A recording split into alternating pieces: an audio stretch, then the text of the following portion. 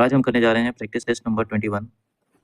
पहला सवाल है, if at same rate of interest in 2 years the simple interest is 60 rupees and compound interest is 66, then what is the principal?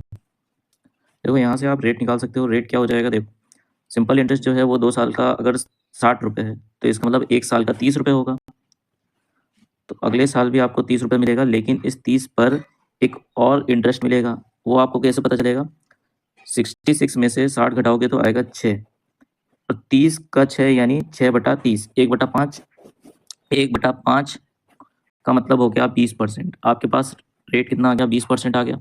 अब formula क्या होता है 2 साल के लिए डिफरेंस का? PR²/100² इक्वल्स टू आपके पास CI 2 साल का माइनस SI। एक तो फॉर्मूला ये होता है, ठीक है। इसमें आप रखोगे तो P की वैल्यू मिल जाएगी। जैसे यहाँ पे 20 रखा, 20 का मतलब हो गया 400/100 × 100, और CI माइनस SI करोगे तो इसका मतलब 6। तो यहाँ से 2 0 से 2 0 चला गया, और ये हो गया 25, और P की वैल्यू आ गई 25 × 150, यानी 150 आपका राइट आंसर हो जाएगा।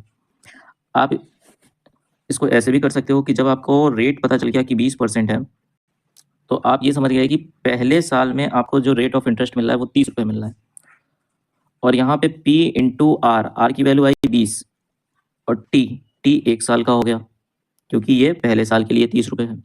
तो यहाँ से आप कह सकते हो ये 5 बार में जाएगा, और P की वैल्यू आ जाएगी 30 × 5, दैट इज 150। यहाँ से भी आप निकाल सकते हो अगर आपका formula PR²/100² equals to CI minus SI नहीं पता है तो। सेकेंड क्वेश्चन है, 20% of a number is more than 20% of 530/180।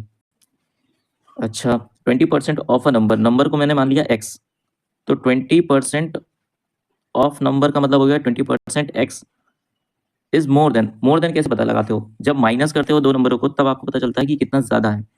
तो ये हो गया 20% ऑफ का मतलब हो गया मल्टीप्लाई 530 इक्वल्स टू 180, इतना ज़्यादा है, ठीक है। अब 20% दोनों तरफ आपको दिख रहा है कॉमन है। 20% की फ्रैक्शन वैल्यू होती है 1/5, x माइनस 530 इक्वल्स टू 180। अब आपको पता है कि 18×5 = 90 होता है, और 90 + 530 का मतलब हो गया यहाँ से 1430। 1430 आपका क्या हो जाएगा? राइट आंसर हो जाएगा। एग्जाम में आप क्या करोगे, जब यहाँ पे दिख रहा है आपको 50% और 50%, और मोर देन का है तो यानी बीच में आएगा माइनस, ओके। तो 1/5 जो होगा वो आप लिखोगे फिर x माइनस 530, दैट इज 180। इसका मतलब अगली लाइन होनी चाहिए आपकी 900 + 530, that means 1430। During sale Raghav bought a notebook marked for ₹50 at 78% discount. 78% का डिस्काउंट अगर मिला है तो इसका मतलब है कि उसने सामान को 22% यानी 22 रुपये में बेचा होगा। 100 रुपये की चीज़ 22 में बेची होगी, ओके।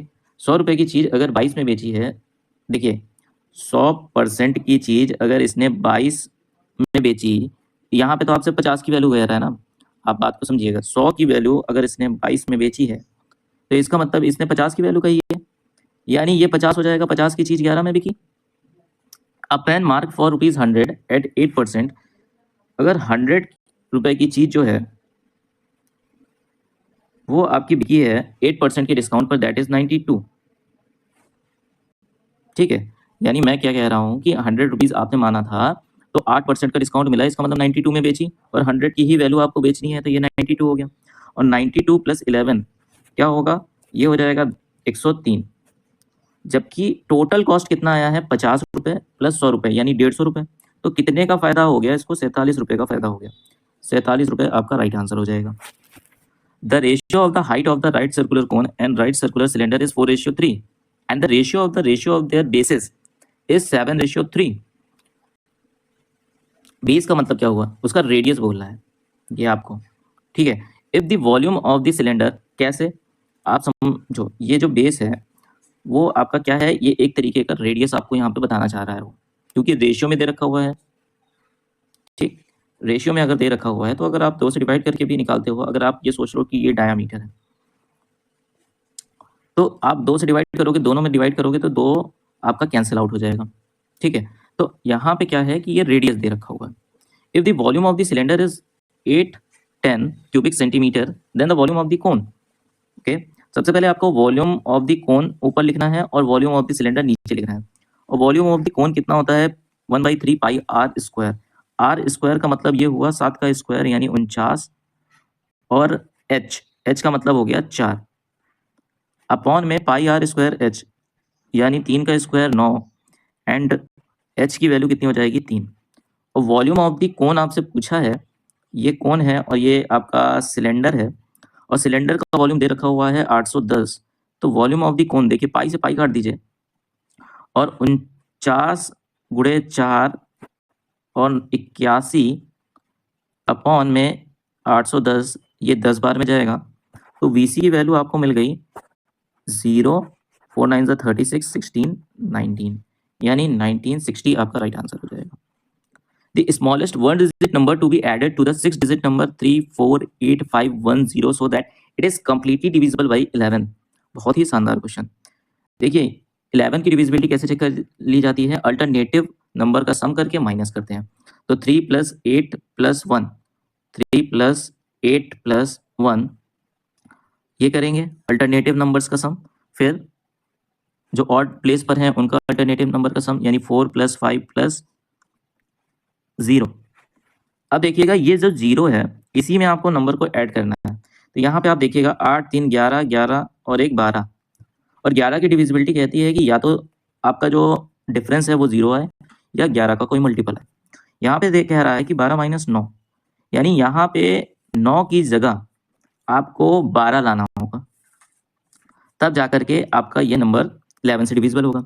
तो मैं 9 में क्या जोड़ दूं, तो 9 में 3 जोड़ दूं तो ये 12 बन जाएगा। इसका मतलब 0 में आपको क्या जोड़ना है, 3 जोड़ना है, और यही आपका राइट आंसर हो जाएगा। Suraj covers 424 kilometer in a boat in 48 hours against the stream. Against the stream का मतलब हो गया कि x - y की जरूरत नहीं है। How many kilogram of rice costing 70 per kg must be mixed with 63 kg of rice costing 90 rupees.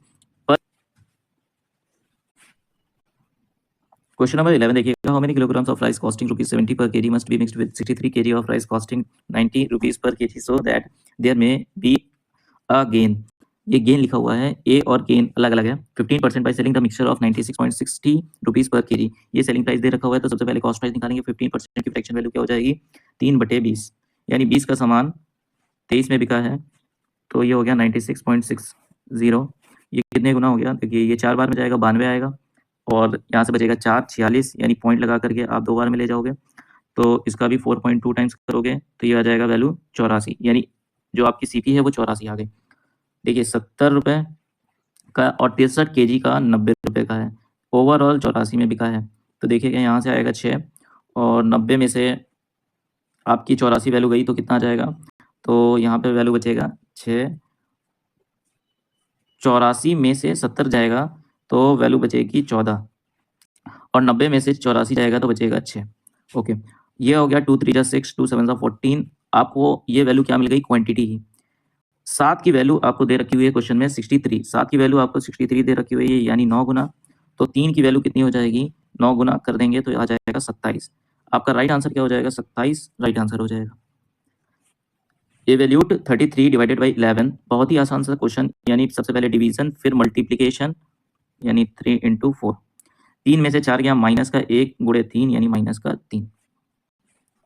Atul sold 173 chairs. अच्छा, इसका मतलब 173 चेयर खरीदा भी होगा। Had a gain equals to the selling price of 73 selling price के बराबर उसका फायदा हुआ।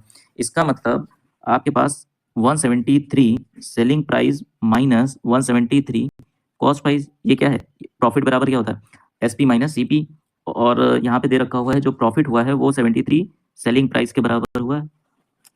तो यहाँ से आ जाएगा 100 एसपी और 173 सीपी। एसपी और सीपी का जो रेशियो आएगा वो हो जाएगा 173/100।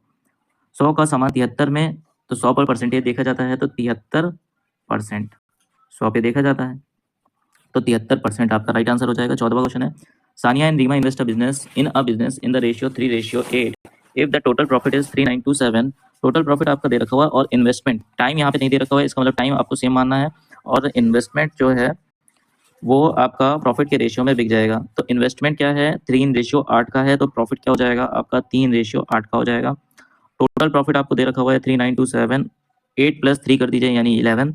और आपसे पूछा किसका है, आपसे बोला है difference between the profit of Sania and Reema. तो 5 11 तिहाई 33, 11 पच्चीस 55, 11 सत्ते 5 सत्ते 35, 25 28 और 5 तिहाई 15 और 17, 1785 आपका राइट आंसर हो जाएगा। 1785।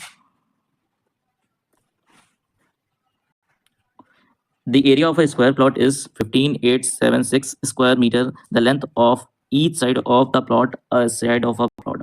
तो एरिया दे रखा हुआ है, तो साइड कैसे निकाला जाता है, साइड बराबर होता है अंडर रूट ऑफ एरिया। तो ये हो जाएगा 15 8 7 6। अब जिसको पता होगा कि स्क्वायर, जिनको पता होंगे वो इस सवाल को बहुत ही आसानी से कर लेंगे। नहीं पता है तो अब मैं आपको बताने जा रहा हूँ। यहाँ पे देखो, यहाँ पे 6 है, तो इसका मतलब आपको देखना है किसके वर्ग के यूनिट डिजिट पर 6 आता है। तो एक 4 होता है और एक होता है 6। ओके, ठीक है। अब आपको नंबर मिल गया, या तो 4 होगा या तो 6 होगा। ठीक, नेक्स्ट इस 7 को आप काट दीजिए। अब आपके पास 2 डिजिट बची, 3 डिजिट बची 158। अब 158 सबसे करीब वाली स्क्वायर वैल्यू को आपको चेक करना है। तो 158 के सबसे करीब स्क्वायर वैल्यू कौन सी है, तो आप कहोगे ये है 12। 12 का स्क्वायर होता है 144 और 13 का स्क्वायर होता है 169। आपको 158 से छोटी वाली वैल्यू को लेना है, यानी 12 को लेंगे। तो यानी या तो ये हो सकता है 124 या तो हो सकता है 126। तो आपके ऑप्शन में क्या आंसर दे रखा हुआ है, 126। 126 आपका राइट आंसर हो जाएगा। इस क्वेश्चन को आप ऐसे भी देख सकते थे, जैसे ही आपने देखा कि अंडर रूट एरिया होता है 1576। ठीक है, अब देखिए लास्ट डिजिट आपकी आ रही है 6। ठीक, और ये वैल्यू आपको दिख रहा है कि देखो, अगर 120 का स्क्वायर मैं आपसे पूछूं तो आप कहोगे ये हो जाएगा 144 और 2 0, इतना हो जाएगा। यानी ये 12 120 से ऊपर की वैल्यू जाएगी। 120 से ऊपर की वैल्यू ये तो नहीं हो सकती, और लास्ट डिजिट आपका 6 आ रहा है, तो या तो 4 आएगा या तो 6 आएगा। तो ये नहीं हो सकता, ये नहीं हो सकता। 126 आपका राइट आंसर हो जाएगा।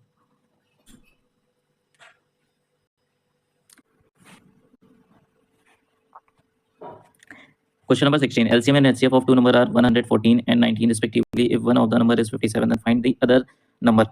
LCM into HCF equals to first into second. LCM आपका 114 है, HCF आपका 19 है, और यहाँ पे दे रखा हुआ है वन नंबर इज 57। तो सेकंड नंबर बताइए। तो 19 3 57 और 3 3 9। यहाँ पे 2 बचा, 3 8 24। सेकंड नंबर आपका क्या आएगा, 38। सेकंड नंबर आपका 38 आएगा। ये नंबर नहीं होंगे, इन ऑप्शन को काट दीजिए। If the third proportion of 76 and 38 be x, then what is the value of x? Question number 17. If the third proportion of 76 and 38 be x, then what is the value of x? Third proportion अगर आपसे पूछता है तो आपको याद होना चाहिए, ये होता है b स्क्वायर अपॉन a। इसका मतलब ये हुआ 38 इंटू 38 अपॉन 76। 38 का 2 टाइम्स पढ़ दो टेबल, 2 का 19 टाइम्स टेबल पढ़ दो, 19 आपका राइट आंसर हो जाएगा। A man can do a piece of work in 5 days। Man जो है वो 5 दिन में करता है with the help of his son. Man और सन मिल करके कितने दिन में कर रहे हैं, 3 दिन में कर रहे हैं। टोटल वर्क हो गया 15। अब देखो मैन और सन मिल करके कितना यूनिट काम कर ले रहे हैं, तो 3 5 15, यानी 5 यूनिट काम कर ले रहे हैं। मैन अकेला कितना काम कर रहा है, तो 5 3 15। तो सन कितना काम कर लिया होगा, 5 - 3 दैट इज 2। अब अगर अकेला सन करेगा 15 यूनिट काम, तो कितने दिन में करेगा, तो 7.5 यानी 7.5। Pipe can fill tank in 30 hours due to leakage at the bottom. It is filled in 50 hours. अच्छा, 20 घंटे ज़्यादा समय लेता है, 20 घंटे ज़्यादा समय लिया। ठीक है, देखो 30 घंटे में भर देता है, लेकिन लीकेज के कारण ये 50 घंटे में भरता है। टोटल काम कितना हो गया, 150। तो ये कितने यूनिट, 5 यूनिट। ये कितने यूनिट, 3 यूनिट। देखो इफिशियंसी इसकी 2 यूनिट कम हो गई। इस 2 यूनिट कम होने से लीकेज हुआ होगा, तो ये कितना आ जाएगा, 75 आवर्स आपका आंसर हो जाएगा। How much time will the leakage to empty the completely filled tank, यानी दोनों मिल जाएंगे तो कितना हो जाएगा, दोनों मिलेंगे मतलब यहाँ पे ये लीकेज वैल्यू आई है यानी -3, और ये 5 पॉजिटिव वैल्यू यानी फिल करते वक्त आ रहा था। तो 5 - 3 करोगे तो आएगा 2। ठीक, 150/2 75। 20th क्वेश्चन, लास्ट क्वेश्चन है। 2 trains, one is 390 metre and the other 250 metre long, are running in opposite direction on parallel tracks at a speed of 78 km/h and 66 km/h respectively. How much time will they take to cross each other. तो यहाँ पे आपको क्या करना है, length को जोड़ देनी है। 390 प्लस 250 करोगे तो कितना आ जाएगा 640 मीटर में आएगा। और यहाँ पे कहा है अपोजिट डायरेक्शन, जब दो ट्रेनें अपोजिट डायरेक्शन में चलती हैं तो उनकी स्पीड जुड़ जाती है, तो कितना हो जाएगा 144, लेकिन किलोमीटर पर आवर में है तो इसको मीटर पर सेकंड में आपको चेंज करना पड़ेगा। तो ये 8 टाइम्स चला जाएगा और ये जाएगा आपका 80 बार में और वैल्यू आ जाएगी 16 सेकंड आपका राइट आंसर हो जाएगा। ये थे आपके 20 क्वेश्चन एक्सप्लेनेशन के साथ। अगर आपको एक्सप्लेनेशन नहीं चाहिए, केवल शॉर्ट ट्रिक चाहिए, तो आप कमेंट में बता देना। और वीडियो को आपने देखा, धन्यवाद। Thank you for watching the video.